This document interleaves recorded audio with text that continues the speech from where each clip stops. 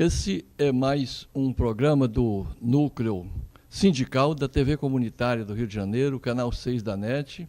Eu sou o diretor financeiro Francisco Soriano e nós temos hoje o prazer, eu diria que até o privilégio, de termos dois companheirões aqui que vai nos falar um pouco especificamente da central sindical que eles estão ligados, que é a CSP Conlutas, e os nossos companheiros, aqui à minha esquerda nós temos o companheiro Pitel. Na verdade o nome dele é Gualberto Tinoco Pitel, né, Pitel? Esse seu nome me parece que é uma criação. Você vai contar essa história para a gente, mas eu quero que você dê o seu bom dia. E aqui ao meu lado direito nós temos o nosso querido Moreno, Ronaldo Moreno. Bom dia, entre outras coisas. meu querido Soriano. Isso, bom dia. Bom dia, Soriano. Tudo bem contigo? Tudo bem. Tem Gualberto, por que Pitel? Olha, Pitel, na verdade, foi uma necessidade na época do PT. O PT, na década de 80, início da década de 80, meia da década de 80, tinha que fazer finanças.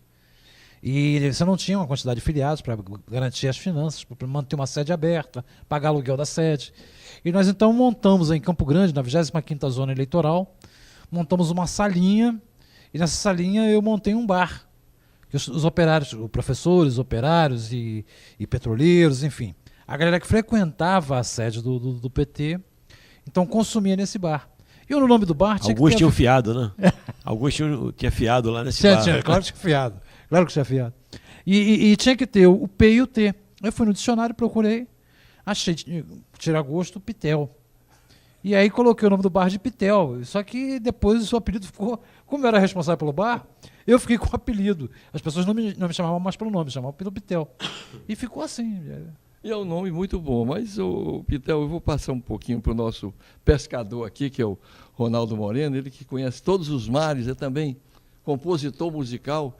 Mas, Moreno, me permita, antes de dizer que nós estamos tendo o apoio aqui de dois companheiros que estão nas câmaras, a gente não pode deixar de enaltecer que isso aqui, para ir ao ar, está contando também com a colaboração ali do Alberto Merria e do Júlio, que da outra vez eu esqueci de mencioná-los, que também merece todo o nosso crédito, né? Sem os trabalhadores, nada, né? Com os trabalhadores, tudo. Mas, Ronaldo, fala um pouquinho, então, da sua vida de pescador, de também atuante, militante sindical, para a gente depois falar um pouquinho do Conlutas, da fundação da CUT, depois da anterior à CUT do PT. Eu sei que você começou cedo na sua militância, né? Muito cedo, né? Na Igreja Católica. Né? Nessa vida já fui tudo de poeta a barqueiro. Perdi e ganhei dinheiro, disse eu nunca me importei. Mas né, essa luta, né, como o Pitel, como tantos outros, como você, que teve na ditadura, né, lutando aí contra, né, todo esse malefício que foi trazido aí para o nosso país a partir de um golpe, né, do rompimento e desse golpe tão sangrento que até hoje tem marcas fortes. Eu cheguei a ser preso no DOPS, né, em 1981. Estou na comissão de anistia, nessa busca aí da comissão de anistia. Né, vários jovens como eu lembro na época que nós não éramos proibidos de escutar Chico Buarque, mas a gente escutava baixinho, que era para os vizinhos não perceberem que nós tínhamos uma visão diferente, crítica. Quer dizer, a ditadura militar fez isso tudo. Eu falo muito para minha filha hoje, que tem 23 anos, o quanto a ditadura deixou marcas, né, nas pessoas físicas e mental também, né, e culturais. Porque toda essa juventude que não passou por isso, está aqui meu amigo, também que eu não posso falar o nome dele, que é do estaleiro Mauá, demitido, que está aí ajudando a coordenar as lutas hoje dos operários navais do Rio de Janeiro. Muita gente não tem essa noção, né, dessa marca, o que representou. E às vezes, por esse desconhecimento, muita gente diz, talvez seja melhor voltar à ditadura, porque vai colocar ordem no país. Olha, foi a verdadeira desordem no país. Essa dívida externa que a gente está vivendo hoje, né, nós estamos pagando ainda caro, economicamente inclusive, por coisas que foram feitas. Né? A privatização, por incrível que pareça, porque muita gente fala que foram os militares que defendiam a estatização, não é verdade. O germe, né, dessa política privatizante, do Estado defender o interesse do empresário, foi criado na ditadura. Tem pessoas, inclusive estudando isso, a professora Joana, né, outros estudiosos aí da academia, estão levantando essa questão, que foi na ditadura que foi gerado aí essa discussão e essa filosofia do Estado ajudar o empresário. Dentro da Petrobras, no governo Geisel, se quebrou praticamente o monopólio da exploração do petróleo, se criou os famosos contratos de risco, que durante 13 anos vigorou e, na verdade, as empresas multinacionais não querem investir em exploração. Depois de os brasileiros descobrirem petróleo, é que eles querem ter acesso. Mas ainda dentro do tema da ditadura, eu acho que o Pitel também pode dar um depoimento vivo, que ele, enquanto jovem, também experimentou sua primeira prisão, né, Pimentel? Como é que foi também, já durante a ditadura? Era permitido comemorar 1º de maio naquela época? De jeito nenhum. Nós fizemos um 1º de maio em 1972, em Bangu, e a repressão chegou, a polícia chegou, a polícia comum chegou e prendeu todo mundo. Todo mundo. Você tem uma ideia do tamanho do 1º de maio? Coube todo mundo preso. Coube todo no camburão? Ninguém escapou. Na verdade, eles levaram um camburão, mas levaram também um ônibus. E prenderam todo mundo, fomos parar na 34ª DP. A maioria ali, como já tinha algum tipo de passagem, foi pro DOPS. E como eu não tinha nenhuma passagem, era muito novinho, muito magrinho, eu fui autuado só por agressão, desacato, resistência à prisão, enfim. Mas isso em 72. Então, de lá... E só fui solto porque o papai conhecia um major que havia sido combatente na Segunda Guerra Mundial e que era amigo do papai, amigo pessoal do papai. E ele ligou para o major, e o major da aeronáutica, ligou para o delegado e mandou soltar. Porque naquela época, se você prendesse alguém das Forças Armadas, quem vinha para soltar era o Exército, era a aeronáutica, e dependendo da situação, quebrava inclusive a delegacia, porque o policial civil não era respeitado também não. Mas o major deu um telefonema e o delegado me liberou, foi muita sorte minha. E o processo correu à revelia, e em 76 saiu a sentença. Eu fui condenado, e eu não sei nem em quanto tempo de cadeia que eu fui condenado, mas fui condenado, efetivamente saiu o mandado de prisão. E esse mandado de prisão só foi cumprido em 2003 pela governadora Rosinha, que desencavou esse mandado de prisão daquela época, já prescrito inclusive, e mandou me recolher ao xadrez. Eu passei 24 horas preso ali naquele presídio que tinha na Praça Mauá, era o ponto zero, né? Ponto zero. Passei... Olha, Pitel, eu me lembro de você no 8º leilão. Esse companheiro foi preso, levado ali para a 5ª DP, protestar por lutar, por patriota que no sentido também até internacionalista, porque eu sou um nacionalista, ao mesmo tempo internacionalista, porque eu sou um nacionalista que incentiva o nacionalismo dos venezuelanos para lutar contra o imperialismo. Então, nós não vemos contradições nisso. A gente é internacionalista, nacionalista, ou vice-versa. Mas o Pitel lutando contra a entrega do nosso petróleo, no 8º leilão, ele e o Emanuel Cancela, mais um estudante, foram presos. E este companheiro, quando ele chegou na calçada da 5ª DP, o policial colocou praticamente os pés em cima do corpo dele, para humilhá-lo, né? Talvez por outros motivos mais, da doença que esse agente do Estado, de certo, é portador. Mas veja você a que ponto chegava. E nós estamos falando ainda dos tempos que vigorava o Estado de Direito. Depois ele pagou a fiança mais cara que podia ser estipulada para ele não dormir na prisão. Ele, o Emanuel Cancela e esse outro companheiro. Foi a mais cara das fianças para eles serem então liberados. Depois o processo correu, nossos advogados provou que não tinha nenhum ilícito e hoje nós estamos tentando recuperar essa fiança que foi ali depositada. Só para se ter uma ideia de que esse companheiro continua na luta, é um dos irredentos, também que a gente citava ontem, e eu queria que o Pitel e o Ronaldo falassem um pouquinho, que vocês nunca desistiram, continuam na luta, hoje no Conlutas, uma respeitável central sindical, dentro, parece que as 8 que o Ministério do Trabalho reconhece como legais, outras estão em formação, que a gente também respeita, como a intersindical. Mas o Pitel falasse um pouquinho da sua trajetória e praticamente entrelaçada também com a luta do Moreno, que é uma das vítimas também das privatizações, que foi da Light, e na época também inúmeros companheiros foram demitidos, né? Então, Pitel, como é que foi sua luta depois para a formação de um partido legal, de uma central, de uma outra central sindical? Eu diferente do Moreno, eu não comecei a militar na época da reabertura, né? Isso em 1982, 1981, não comecei a militar no PT, não. Eu fiz campanha para o Brizola, fiz campanha para aquele menino que agora já me foge o nome. 63 anos é difícil. Darcy Ribeiro. Não foi Darcy Ribeiro, não. Eu vou me lembrar do nome dele. Maciel. Lisânia Maciel. Lisânia Maciel. Muito digno.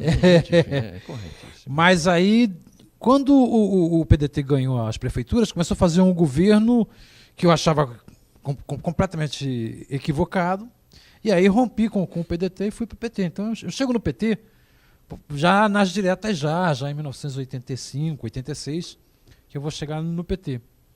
E fui expulso em 92 junto com a Convergência Socialista, que aí eu me juntei. Em 89 me juntei à Convergência Socialista e fui expulso em 92. Mas de lá para cá, desde quando eu ajudei a fundar o Grêmio na minha escola, né, ainda pouco antes da 63, 64, ainda na época dos primeiros anos da ditadura, de lá para cá, a gente não perdeu o foco de que é necessário garantir a luta dos trabalhadores para que os trabalhadores efetivamente possam... Porque, veja bem, a Petrobras é uma empresa criada na época do Getúlio Vargas e ela só é do tamanho que ela é pelo sacrifício, pelo esforço dos trabalhadores que trabalham na Petrobras. Porque se deixar pelos acionistas, se deixar pelos grandes empresários, eles vão destruir essa empresa, como já destruíram outras empresas. Do início do capitalismo, né, da Revolução Industrial para cá, quantas grandes empresas foram construídas pelos trabalhadores, com seu esforço, com seu trabalho, e que o capitalismo depois destruiu, ou teve as benditas fusões que mudam de nome, enfim. Então, de qualquer maneira, os trabalhadores é que podem, de fato, garantir uma sociedade que seja mais justa, uma sociedade... Tem a ver com a relação que a gente tem com a produção, que a gente viver do nosso próprio trabalho, não explorar o trabalho alheio. Então, eu sempre continuei, papai já era do Partidão, e eu não militei no Partidão. Partidão é o antigo Partido Comunista Brasileiro. Que tinha um Partidão e o PCdoB, um teria a linha mais chinesa e o outro teria a linha mais soviética, né? É um racha de 58, na verdade. Mas papai, ele vendia jornal na fábrica. E eu só não fiquei no PCB, ou no PCdoB, por causa do stalinismo, que eu tinha diferença, achava que o Stalin estava errado, que não era daquela forma. Enfim, e na verdade eu não tinha essa clareza toda que tenho hoje, mas já, para as conversas que eu tinha com o papai, eu já saía. Mas o que danado é stalinismo? Agora, vamos daqui a pouco nós vamos discutir sim o stalinismo e o trotskismo, mas eu queria que a gente, para poder fazer aqui de forma histórica, obedecendo a cronologia, Moreno, nós estamos em 82, a fundação do PT. 83 nós temos a fundação da CUT, né? Depois tem a saída de vocês da CUT, que vai desaguar, né, no PSTU e na Conlutas, depois CSP Conlutas. Onde, com todo carinho, não é nenhum interrogatório, onde você estava, ele falou quando ele estava em 82, 83, e nessa formação toda, nessa efervescência, né? CUT, PT, Conlutas e hoje, né? Olha, Soriano, eu queria dizer que Soriano, né, é meu querido amigo. A recíproca é verdadeira. Em composições musicais também, meu parceiro, né? Me ajudou aí a compor aquela música que hoje é um dos hinos aí da campanha do petróleo, que depois vocês podem conhecer através do nosso coral lá no Cine Petra, né, que diz assim... Aqui é uma composição. Quem é? Uma das composições do essa aqui, caramba, como é que você conseguiu isso aqui? Em homenagem à mulher. Essa aqui é em homenagem às mulheres, né? Está lindo, tá Depois lindo. vocês vão conhecer também, foi gravada. Nós vamos pelo... trazer o coral aqui da Petrobras. Isso, muito importante. Sindicato. Né, mas voltando ao tema da nossa luta, eu queria dizer o seguinte. Toda a articulação pela criação do PT, ela vem desde 79, né? As grandes greves do ABC paulista, né? Foi, na verdade, o berço maior que produziu uma vanguarda, né? Uma quantidade de trabalhadores que estavam revoltados com aquele sindicalismo amordaçado da ditadura, aquele sindicalismo que não, na verdade, cumpria os anseios daqueles trabalhadores daquele momento. Então, surgiu toda uma discussão da criação de um partido sem patrões. Essa era a grande discussão que se via entre os professores do Rio de Janeiro, entre os metalúrgicos do ABC paulista, né, metalúrgicos de todo o país. Houve uma explosão de greve depois do ABC, a greve de 78, a greve de 79 e depois aquela grande greve de 1980. A discussão era, os partidos que estão aí não nos representam, porque tem patrão dentro. E nós precisamos de um partido sem patrões. Inclusive, a ideia inicial, aprovada no Congresso de Lins, dos metalúrgicos, era pela criação de um partido de trabalhadores sem patrões. A proposta original, no nome, era Partido dos Trabalhadores Sem Patrões, né? Por terra, trabalho e liberdade. Então, teve toda uma discussão, 79, 80. O Lula era inicialmente contra a criação de um partido, né? Isso é bom resgatar essa história. E depois, né, o Lula modificou a sua ideia e ganhou força a criação do PT. E houve já um processo, se eu não me engano, em 81, de legalização, de pré-legalização, porque nós fizemos um movimento que nós íamos nos estaleiros de... E aí, lembrando, meu querido, nós íamos no estaleiro que você hoje trabalha, certo? Que é lá no estaleiro Mauá. E diversos estaleiros que nós íamos com a ficha do PT para poder ter um número mínimo, né? A gente chamava de pré-filiação.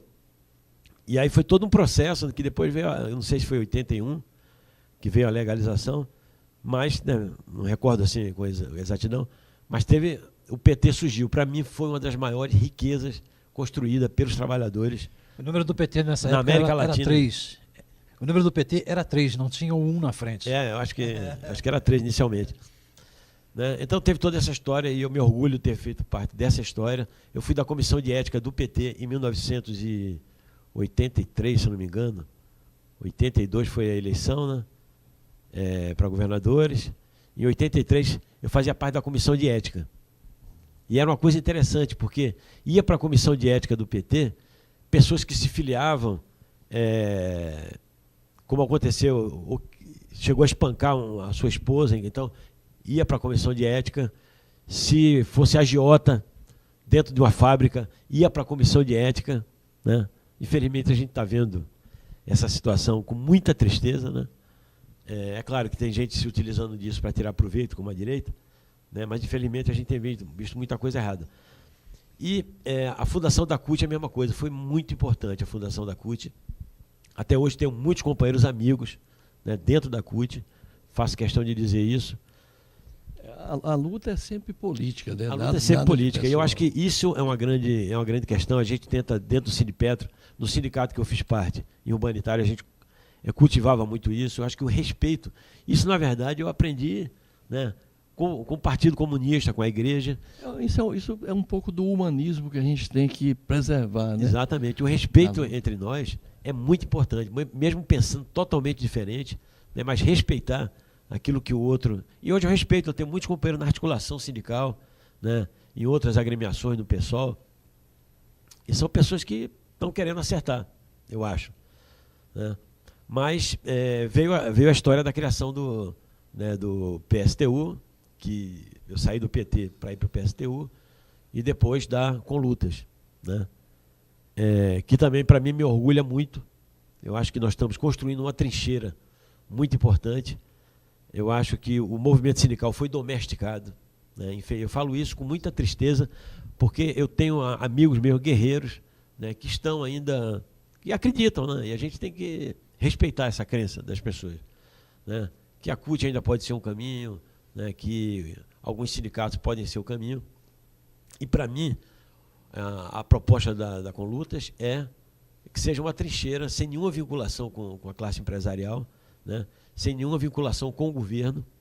Estarei presente agora no dia 18, convido a todos, telespectadores, aí nessa grande caravana que nós estamos indo para São Paulo, né, com ônibus do Estaleiro Mauá, os companheiros do Compege, companheiros de algumas comunidades daqui do Rio de Janeiro, como Falete, como o Morro da Coroa. As pessoas estão se mobilizando para esse grande movimento que vai se dar em São Paulo, que depois o meu querido Pitel vai estar dando mais informações, até para onde vocês podem se inscrever para participar, né? Então nós temos que ter, o que eu quero dizer é que nós temos que ter muita paciência também com aqueles que não pensam, né, igual ao que a gente pensa. Porque podemos estar errados e pode ser que a gente venha convencer, né, esses companheiros no futuro breve. Moreno, você falou da tolerância, né? Eu queria falar um pouquinho, estabelecer um paralelo entre essa tolerância e o ecumenismo, porque o que eu observo assim de salto qualitativo das centrais sindicais é que quando tem um tema comum, por exemplo, a luta contra a ditadura, eu me lembro que estava lá na CUT os companheiros do Conlutas, da Intersindical, de todas as centrais, porque aquilo é um tema que une. Poderia ter como sede o Conlutas, estaria também lá a CUT, poderia ter como sede a nova central sindical na luta contra a ditadura, que estaria junto. Eu acho isso muito bonito, a luta pela redução da jornada de trabalho sem diminuição do salarial, né? É uma luta que une a luta contra a discriminação dos movimentos sociais, a descriminalização, né, pela não criminalização dos movimentos sociais. Eu acho isso muito bonito, quer dizer, esse salto qualitativo que nós temos de democracia, de humanismo, em que a gente... Você é um defensor, você é um defensor desse comportamento. Eu me apoio muito em você, inclusive, dentro do Sindipetro, no movimentos sociais, naquela atividade lá na CUT de unificação. Você foi uma peça muito importante para essa engenharia que a gente conseguiu fazer naquele momento, e espero que a gente consiga fazer outras vezes. E veja você que coisa bonita, a gente ter, eu falava com o Pitel agora, como é que é o CEP, e ele falava que, mesmo que eu estava vendo a composição do Sindipetro, lá tem companheiros sem partidos, companheiros que são contra partidos, são os companheiros anarquistas, e tem praticamente de todos os partidos, do PSOL, do PT, do PSTU, do PDT, né, que são simpatizantes, e isso é muito bonito. Só não tem do PSDB, né? Não, graças a Deus. A direita, mas podem ser sócios do DEM, quem for, porque o sindicato não pode, nem seus estatutos, questão constitucional. Com certeza. Né? Para lutar. Eu queria então que o Pitel falasse aqui um pouquinho para a gente desse caráter CSP. Nós já falamos do Conlutas, por que também CSP? Olha, a CSP foi um avanço na nossa discussão. Na verdade, quando a gente conseguiu fundar a Conlutas, em 2006, a Conlutas já tinha esse caráter, quer dizer, o caráter de tentar. A gente reconhecia que a quantidade de trabalhadores com carteira assinada é muito menor que a força de trabalho.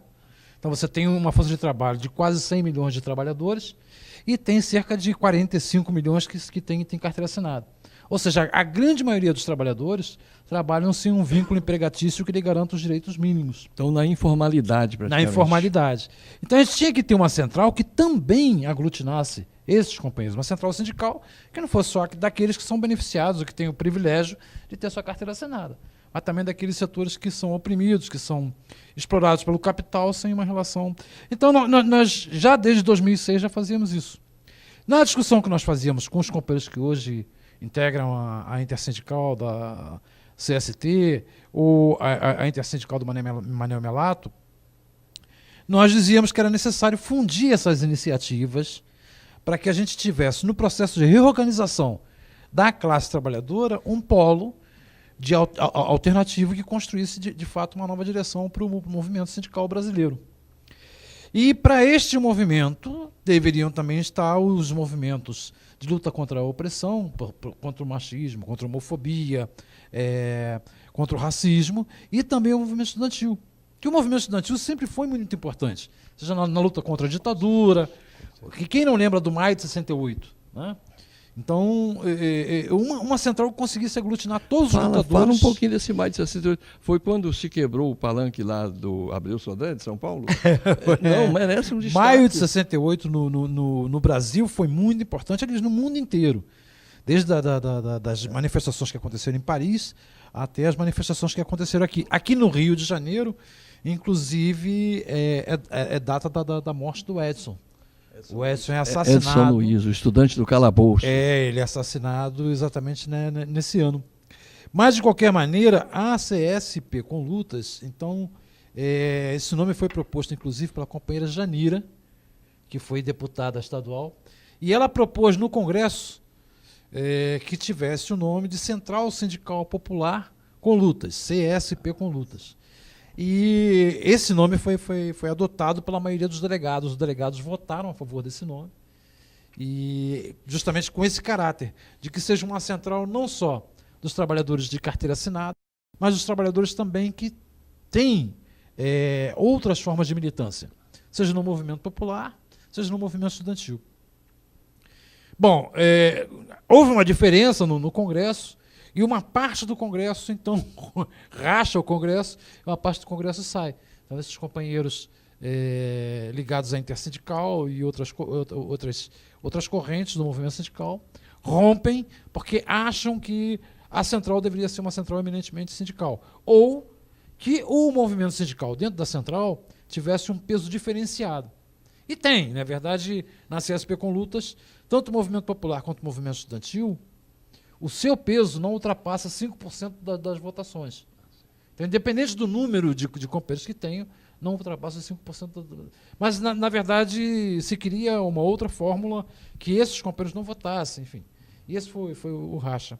Mas, de qualquer maneira, a central está aí, é uma experiência nova, 2010, nós estamos em 2014, é uma experiência muito nova. E tem também uma representação nacional, né? Vocês estão tem uma representação em todos nacional, os estados, nós conseguimos efetivamente ter um reconhecimento pelo Ministério do Trabalho, porque as centrais sindicais, depois do governo Lula, passaram a ser reconhecidas. A CUT até então não era reconhecida, só foi reconhecida como central sindical no governo Lula.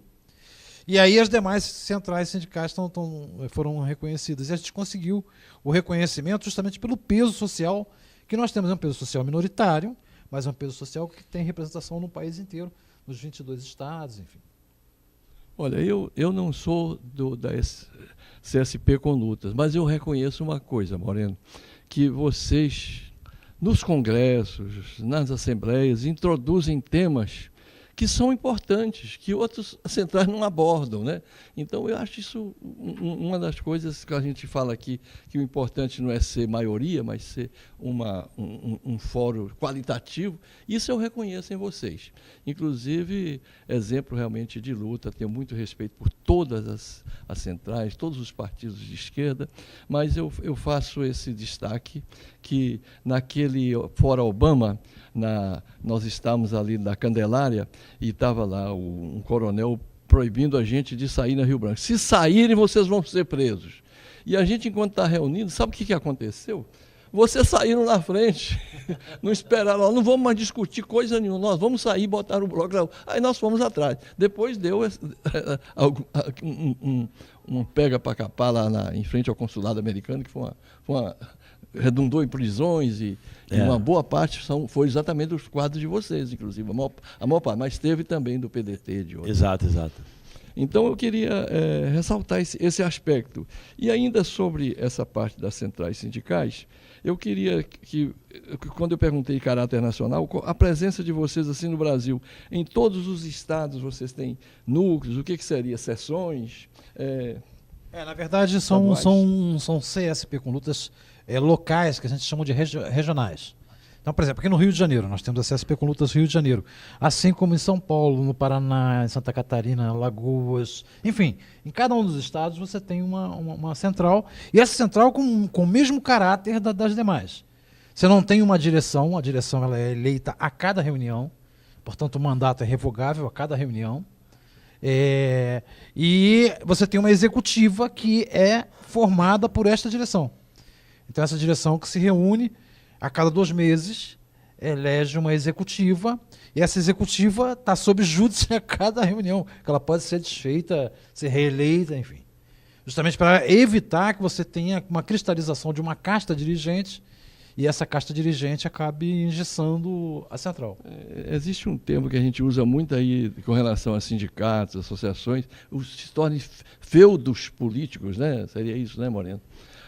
Moreno, você abordou aí, quando ele falou a palavra stalinismo, mas o que é stalinismo? E a gente aqui não foge de nenhum tema para debater, até porque eu tenho certeza que o nosso telespectador do canal 6 aí da NET ficou curioso. A gente sabe que houve no movimento revolucionário mundial uma revolução em 1917, que teve como lugar a União Soviética, né, a Rússia, que depois teve esse nome, e a certa altura, depois do Lenin, com a morte de Lenin, assume Stalin. E aí tem lugar uma luta interna muito grande, né, entre Trotsky, sobretudo, e Stalin. Mas me parece que antes também o Stalin divergia, dizem que aí democraticamente, do Lenin, porque o Lenin era nacionalista, ele pensava que tinha que criar uma grande nação, fortificá-la de caráter continental, como era a União Soviética, que tinha 22 milhões de quilômetros quadrados, para poder solidificar bem e depois poder enfrentar o capitalismo. Né? Que é a tese do socialismo num só país, denominada socialismo num só país, que era exatamente a construção do socialismo naquele país, para ser o farol, vamos dizer assim, para ser a vitrine de outros países. É uma tese que até hoje existe, né? Na verdade. Mas eu provoquei, quando eu falei do Stalin, eu provoquei aqui o Pitel, né? Porque a gente tem uma linguagem de movimento sindical, e eu prezo muito por isso. O Soriano também. Né? A gente fala muitas coisas como se todo mundo soubesse o que a gente fala, né? É que nem o médico que passa aquela receita que ninguém consegue entender, né? Só o farmacêutico e ele. Então a gente tem, né, nós sindicalistas temos não é, Cabeludo? Temos uma linguagem que muitas das vezes a gente no dia a dia as pessoas terminam e a gente fala o stalinismo. Né? O stalinismo, na verdade, são as pessoas que se identificam com a ideia, né, desse líder que foi o Stalin, que nós que somos oriundos de uma outra corrente, porque na verdade foi na época da Revolução Russa, ou a partir da Revolução Russa, que deu-se essa divisão, porque até então Trotsky e Stalin eram parte de um mesmo partido, o partido bolchevique, né, da União Soviética, que foi o partido que conduziu a revolução, talvez a revolução mais importante da nossa história, né? Uma revolução que se deu no primeiro momento em 17, em fevereiro, né? E depois teve toda uma divergência entre os próprios revolucionários, entre todo o movimento revolucionário, que se deveria fazer uma nova revolução ou não, porque havia aqueles que diziam que era preciso segurar aquela democracia, porque em fevereiro foi derrubado o czar, foi derrubada uma verdadeira ditadura, né? Era um país camponês, um país agrário muito forte, o peso agrário era muito forte, a classe operária era reduzida, e se tirou um ditador, e o medo era do ditador voltar. Então toda aquela política que era mais claro na cabeça do Lenin do que mais ninguém, né? Tinha-se muita dúvida, até o próprio Trotsky, né? Tinha dúvida em algum momento de se tomar o poder, né? De se tentar dar um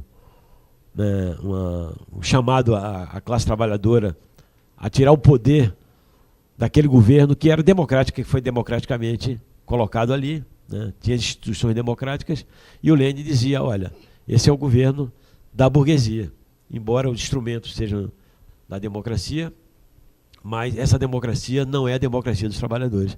Nós precisamos de uma democracia dos trabalhadores, que ele chamava da ditadura do proletariado, que muita gente, né, e nisso nós temos acordo, tanto os stalinistas quanto os trotskistas, né, o movimento comunista de uma forma geral, marxista, diz o seguinte, que a ditadura do proletariado não é uma ditadura, né, ela é uma ditadura para o proletariado. Para, né? O proletariado, que é a maioria, significa a maioria governar.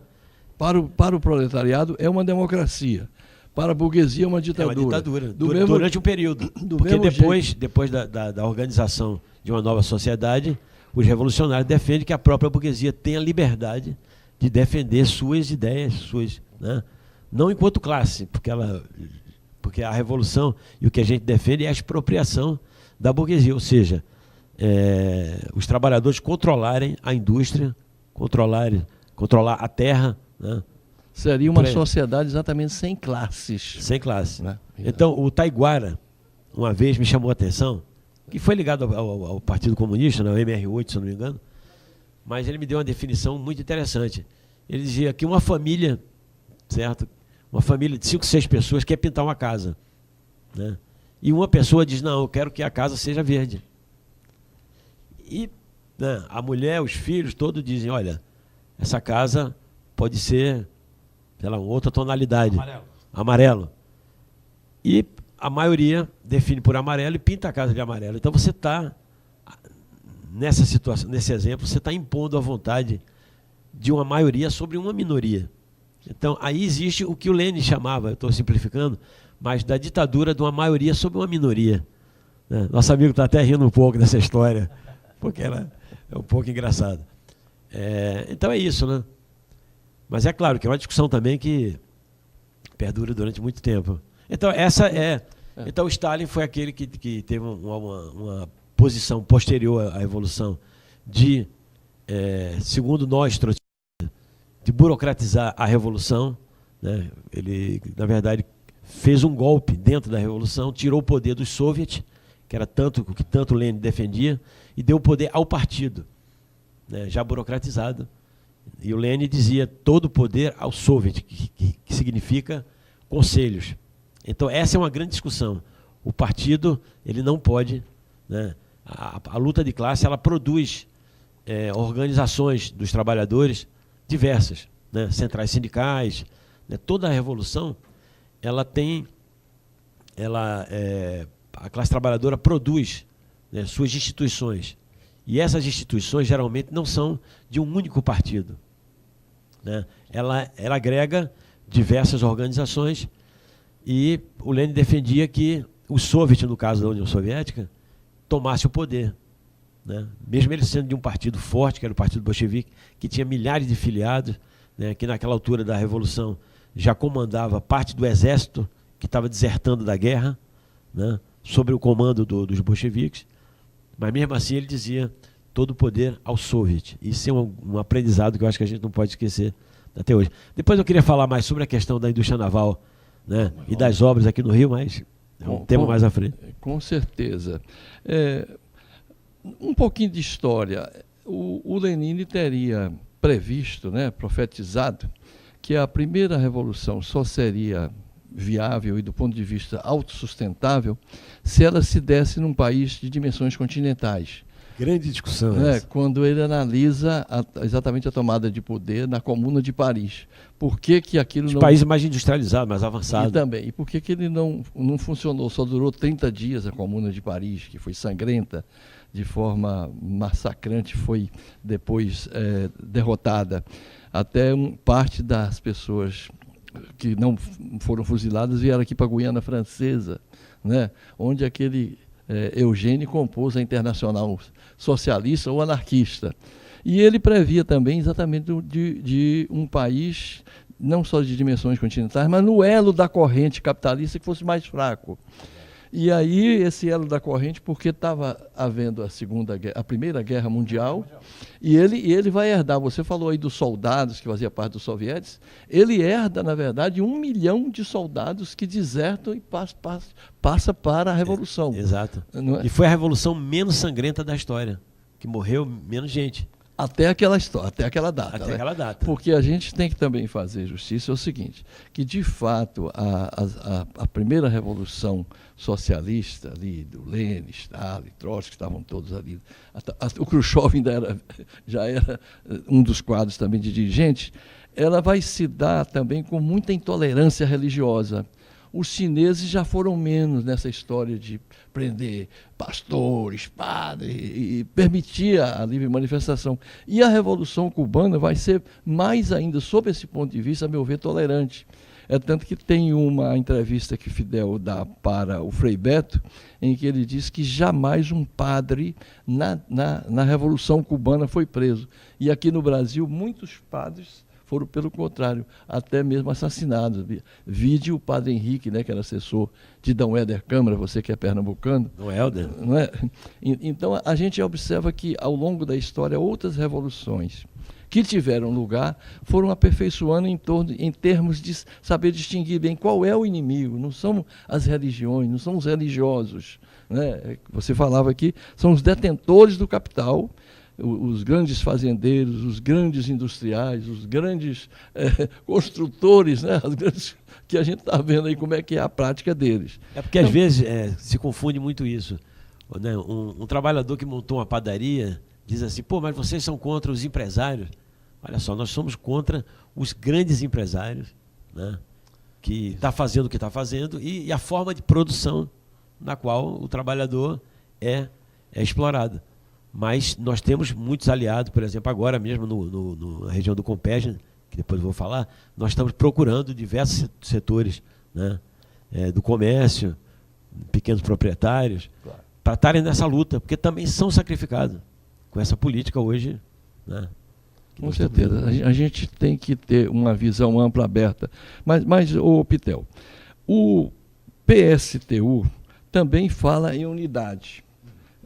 Aliás, é um apelo maior que está nos escritos do Karl Marx, trabalhadores do mundo inteiro univos para poder ver se conquistam o poder ou para ver se minorizam pelo menos a exploração.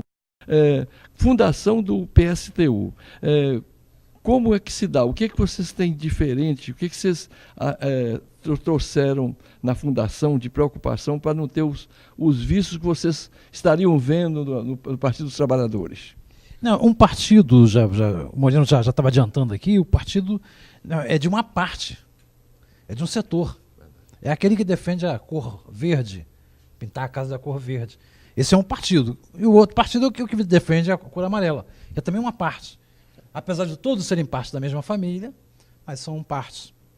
Então, a nossa diferença com o PT, começa no 7º encontro do PT, em que o PT deixa de defender os interesses dos trabalhadores para defender a cidadania. Aí começa a diferença. Porque cidadão é todo mundo. Então, o Antônio Hermílio de Moraes é cidadão. E o João das Couves também é cidadão. O German, do estaleiro Mauá, também é cidadão. Que está roubando esses trabalhadores. Também é cidadão. É um cidadão. São todos cidadãos.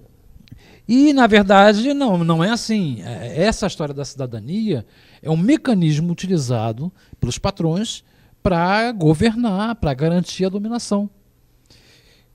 Quando chega na hora do pega pra capar, a prisão do Maluf é completamente diferente da prisão do Alberto Tinoco. Quando prende o Maluf, se prende o Maluf, quando prende, é completamente diferente de quando prende, por exemplo, o Emanuel Cancela, que o capitão prendeu o Emanuel Cancela naquele leilão, quebrou o braço do Emanuel Cancela. É uma prisão completamente diferente. E não só a prisão é completamente diferente, mas também o tratamento depois de ser preso. O Emanuel Cancela tem um nível superior e ficou na mesma cela que eu, que não tenho nível superior. Se fosse um deputado, né, ou se fosse um empresário, não ficaria sequer na mesma cela, porque tem nível superior. Paulo Entendeu? Roberto, da Petrobras.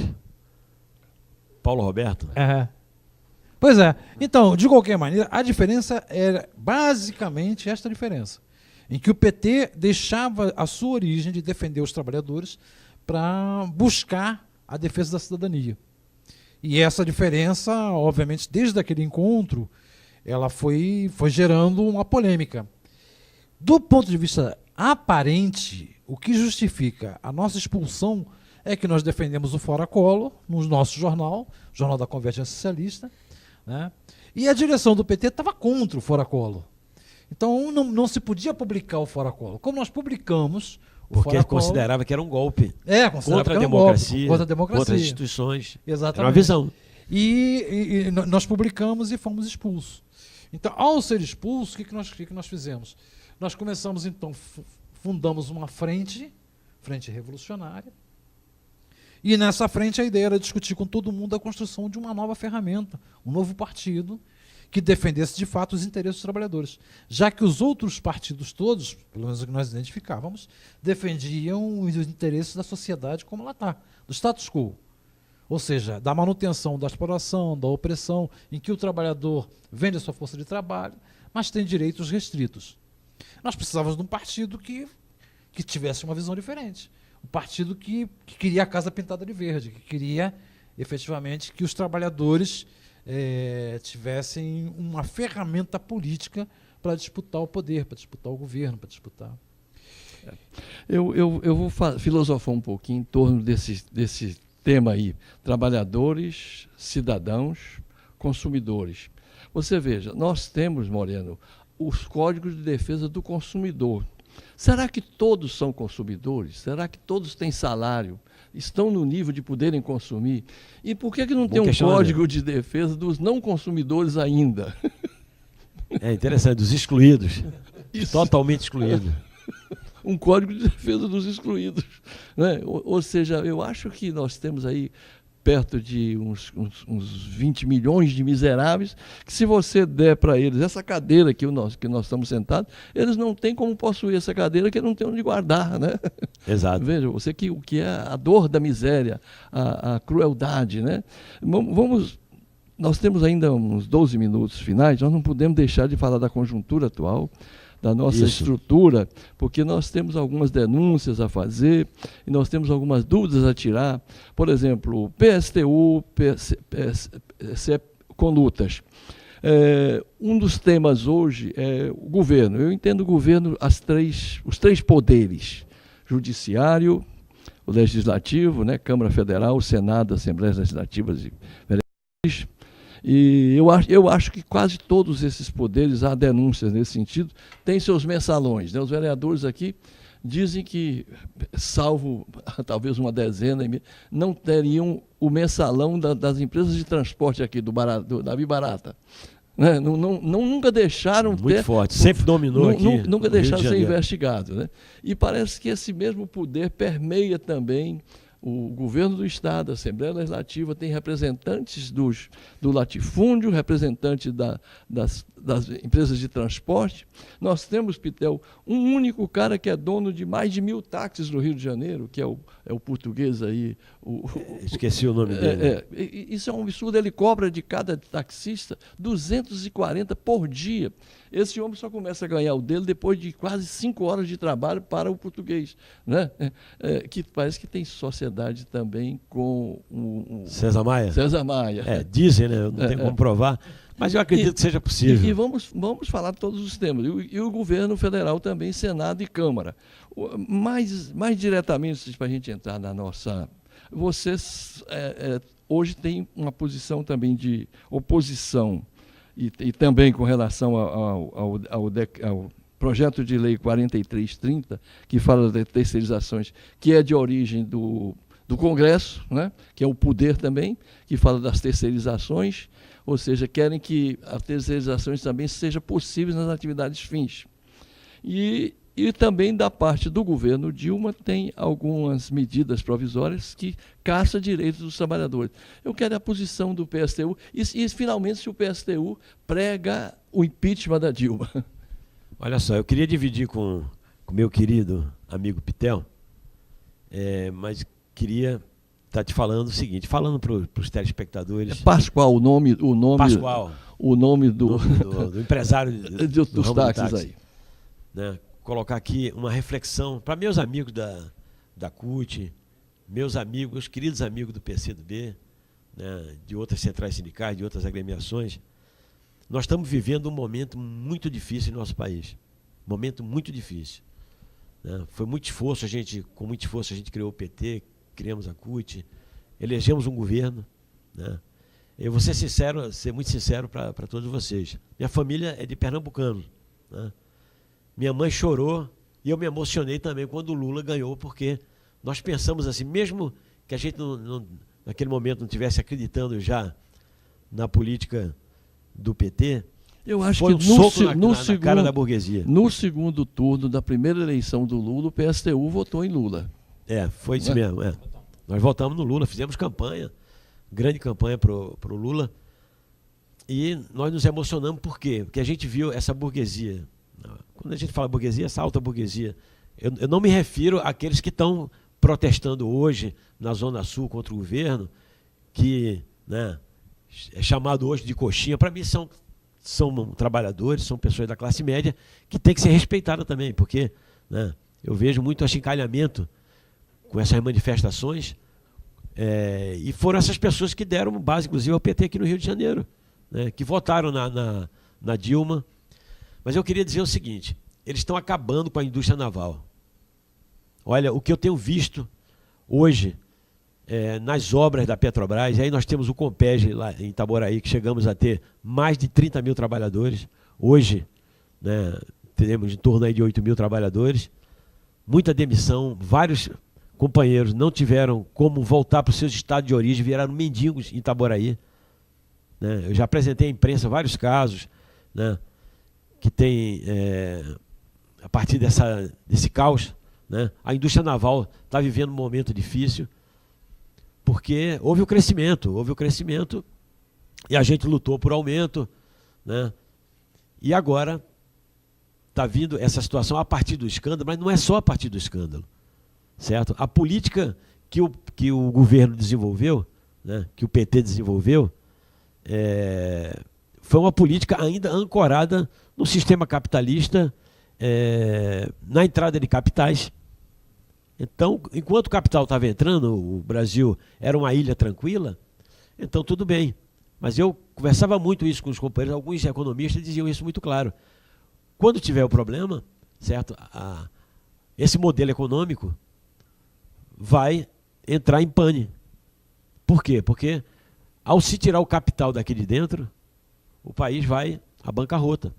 O barco vai fazer água. Vai fazer água. E o que precisa agora é o governo tomar, certo? A Dilma foi eleita numa polarização onde a militância do PT foi para a rua, do PCdoB, e vocês sabem disso, companheiros que são militantes dessas organizações. Vou tentar sintetizar, porque eu sei que já está o tempo aí. E ganhou, e a vanguarda foi para a rua, e viu a face da direita. E eu falei na ocasião, eu digo, olha, a hora é agora do PT, da Dilma, se apoiar no movimento e governar para os trabalhadores. Infelizmente, o governo continuou governando para os grandes empresários, dando dinheiro para os grandes empresários, e pior do que isso, né? A gente está vendo aí essa festa de roubalheira que iniciou aí com as delações aí do Paulo Roberto, da Petrobras, né, que mostrou um grande esquema. E a população está revoltada, está perplexa.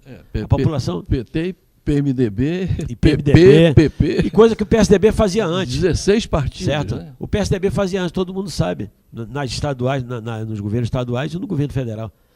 Então, hoje, os trabalhadores operários vão ter no dia 23 agora aqui uma marcha aqui no centro do Rio de Janeiro.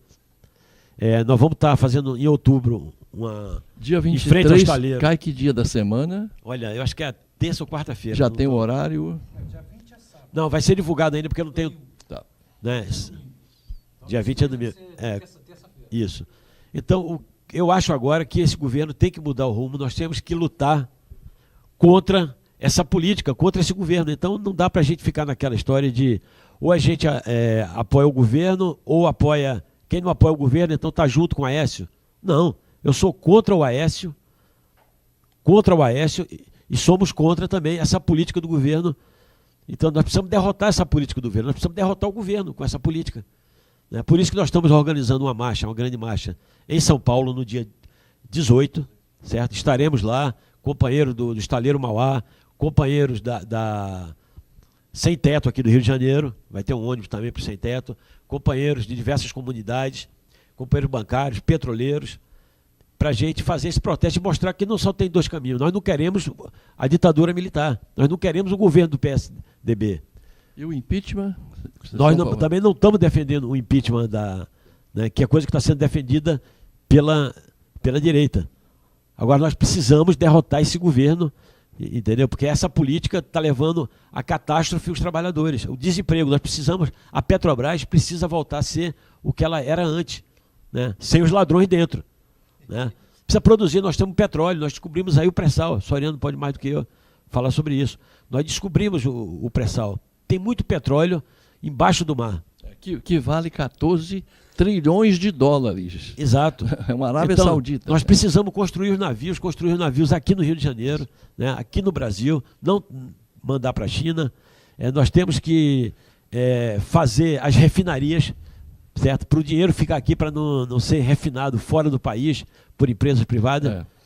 Bom, é isso. Eu sei que o tempo está curto. Pitel, você tem mais 2 minutos. E aqui agora, o que mais te aflige? O que precisamos fazer? Nos 2 minutos que nos resta aqui é reafirmar que é necessário que os trabalhadores criem uma alternativa própria. Nós não acreditamos que exista uma polarização e de um lado está a Dilma e de outro lado está o Aécio Neves. Isso não existe. Na verdade, Aécio Neves e Dilma têm acordo numa coisa. É necessário produzir superávit primário, é necessário ter um Estado mínimo para garantir o lucro dos empresários, garantir a recuperação da taxa de lucro do capitalismo que está numa crise mundial. E nós achamos que é necessário. Por isso nós estamos chamando, e aí eu utilizo os últimos 30 segundos para falar isso, estamos chamando uma Marcha Nacional dos Trabalhadores nesse dia 18, sexta-feira que vem, para que a gente possa efetivamente fazer uma manifestação contra não só o ajuste fiscal, mas também contra a política que quer ser implementada pelo senhor Eduardo Cunha, pelo senhor Michel Temer, pelo senhor Aécio Neves e, infelizmente, pelo governo Dilma. Então nós queremos fazer uma manifestação dos trabalhadores, de todos aqueles que estão lutando, e unificar as campanhas salariais dos petroleiros, dos bancários, de Correios, para que juntos a gente possa efetivamente defender um Brasil melhor, defender um salário melhor, defender emprego para a nossa juventude e para todos os companheiros, para reduzir a violência nesse país. Beleza. Companheiro Moreno, companheiro Pitel. Isso não significa, o programa está chegando ao fim, mas a gente vai continuar aqui a divulgar nossas ideias, nossas lutas e convocações para outras lutas. Estamos ao seu dispor. Isso, e aqui não, a TV é comunitária, é do povo carioca, né? Eu queria, você me perdoe rapidamente, tem um tema que é sobre a questão do câncer, que eu fiquei sabendo ontem, da descoberta de um remédio, que eu queria fazer um programa, se possível, sobre Vamos isso. fazer assim, TV comunitária, cada vez mais comunitária, Canal 6 da NET e mais um programa do Núcleo Sindical. Muito obrigado a você que nos brindou com a sua assistência, telespectador.